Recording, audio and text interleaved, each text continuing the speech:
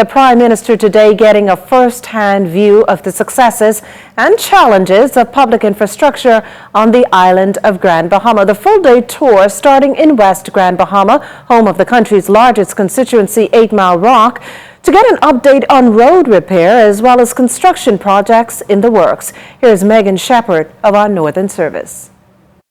The nation's Prime Minister, the Most Honorable Dr. Hubert Minnis, along with Deputy Prime Minister and Minister of Works, the Honorable Desmond Bannister, leading a delegation of cabinet ministers and parliamentarians on a tour of government buildings and infrastructure throughout the island. The nation's leader says that the objective is to get an update on progress being made on this island and to gather scopes of works to be completed. In West End, we viewed there the dock that needs to be dealt with properly, and of course the environment in terms of the conch shells that has to be removed.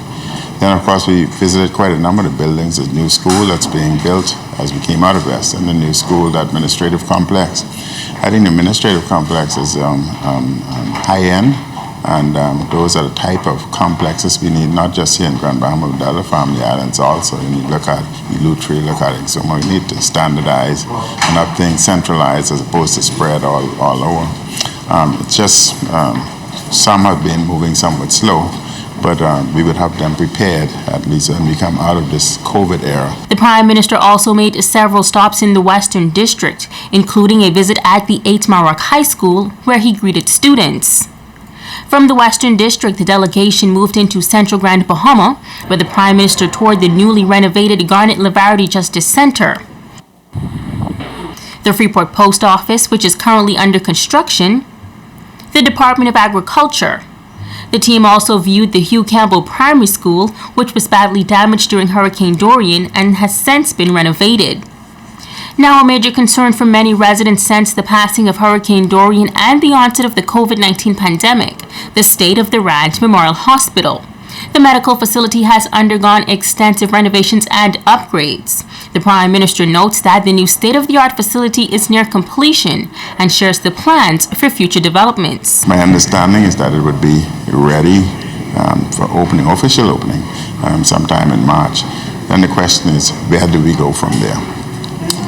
The Beck company, which had designed the critical care block when I was Minister of Health, the critical care block that many would be aware of in New Providence, that's the same company that's designing the new hospital here in Grand Bahama.